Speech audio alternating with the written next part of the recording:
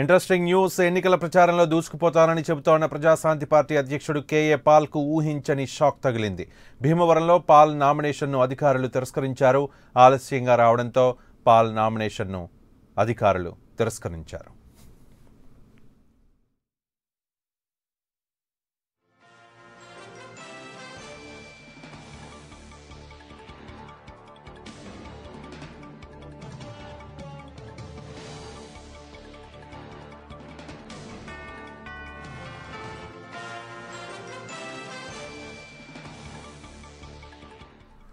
ఎన్నికల ప్రచారంలో దూసుకుపోతాను అని చెప్పారు చాలా కాలం పాటు కేఏ పాల్ ఒక సంచలనంగా చెప్పుకోవాలి. అందరినీ ఎదుర్కొంటాను, అవసరమైతే చంద్రబాబుతో పోటీ చేస్తాను, జగన్తో పోటీ చేస్తాను, పవన్ కళ్యాణ్ తనకు లెక్క లేదు, పవన్ కళ్యాణ్ తనతో కలిసి వస్తే రాజకీయంగా భవిష్యత్తు ఉంటుంది కానీ సింగిల్గా భవిష్యత్తు ఉండదు అంటూ ఇటువంటి కామెంట్స్ అన్నీ చేశారు.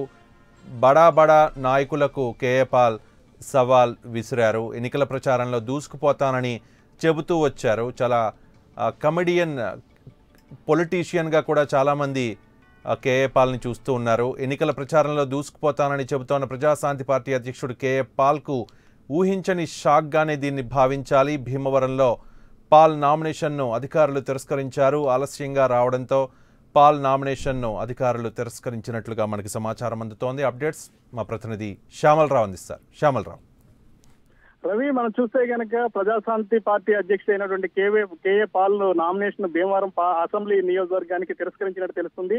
దీనికి గల కారణాలు నామినేషన్ దాఖలు చేయవలసినటువంటి సమయం కన్నా ఆలస్యంగా రావడం వల్లే ఈ తిరస్కరణకి గురైనట్టు కూడా తెలుస్తుంది. ఇదే నేపథ్యంలో మనం చూస్తే గనక గత 22వ తారీఖున నర్సాపురం పార్లమెంటు నియోజకవర్గానికి కూడా నామినేషన్ దాఖలు చేసినటువంటి పరిస్థితుల్లో ఈ నేపథ్యంలోనే అక్కడ కూడా ఆలస్యంగా వెళ్లడంతో పాటుగా సబ్మిట్ చేయాల్సినటువంటి సర్టిఫికేషన్ ఏవైతే ఉన్నాయో అవన్నీ కూడా తీసుకురాలేదనే కారణం చేత ఇవాళ ఆ సర్టిఫికేషన్స్ కూడా దాఖలు చేయాలనేసి అధికారులు కూడా వెల్లడించినట్టు తెలుస్తుంది. ఇవి కూడా నర్సాపురం పార్లమెంట్ కి కూడా ఆ సర్టిఫికేషన్ దాఖలు చేయలేదు అనే ఆరోపణలు కూడా వస్తున్నాయి. ఈ నేపథ్యంలోనే ఇటు నర్సాపురం పార్లమెంట్ కి కానీ ఇటు భీమవరం అసెంబ్లీ స్థానానికి కానీ రెండు చోట్ల కూడా సర్టిఫికేషన్ సబ్మిట్ చేసే దాంట్లో కేఏ పాల్ వైఫల్యం చెందారనే అభిప్రాయంతో పాటుగా ఇక నామినేషన్ ఆలస్యంగా అంటే గడువు కన్నా ఆలస్యంగా వెళ్లి నామినేషన్ దాఖలు చేసే పరిస్థితుల్లో కూడా అధికారులు తిరస్కరించే పరిస్థితి అయితే అక్కడ స్థానికంగా ఉన్నటువంటి వివరాలను బట్టి వెల్లడవుతుంది. రవి, శ్యామలరావు, ఇంటెన్షనల్గా కేఏ పాల్ అలా చేశారని మనం భావించాలా? ఎందుకంటే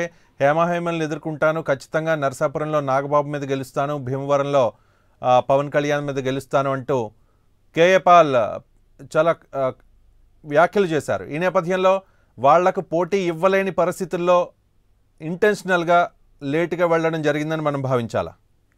తప్పనిసరిగా రవి, ఎందుకంటే కేఏ పాల్ అనే ప్రజాశాంతి పార్టీ ఏదైతే ఉందో 2014 ఎన్నికల ముందే ఇది వెలుగులోకి వచ్చినటువంటి పరిస్థితి. అప్పుడు కొన్ని పరిస్థితుల వల్ల పూర్తి స్థాయిలో పోటీ చేయలేనటువంటి పరిస్థితి. ఈ నేపథ్యంలో 2019 ఎన్నికలకి గత కొన్ని నెలలుగా రాష్ట్ర వ్యాప్తంగా చేస్తున్నటువంటి ప్రసారాలు కావచ్చు, వివిధ పార్టీల మీద రాజకీయ పార్టీల మీద చేస్తున్నటువంటి ఆయన స్థాయిలో ఇస్తున్నటువంటి ప్రతి విమర్శలు కావచ్చు, ఈ విమర్శలు కూడా కావచ్చు, మొత్తానికి నేను సింగిల్ డిజిట్ గా ఈ అధికారాన్ని చేపడతాను, రాష్ట్ర వ్యాప్తంగా నాకు మెజార్టీ 80% ప్రజలు నా వెనకాల ఉన్నారని చెప్పుకునేటువంటి కేఏ పాల్ మరి నామినేషన్ దాఖలు చేసే దాంట్లో ఎందుకు వైఫల్యం చెందారు?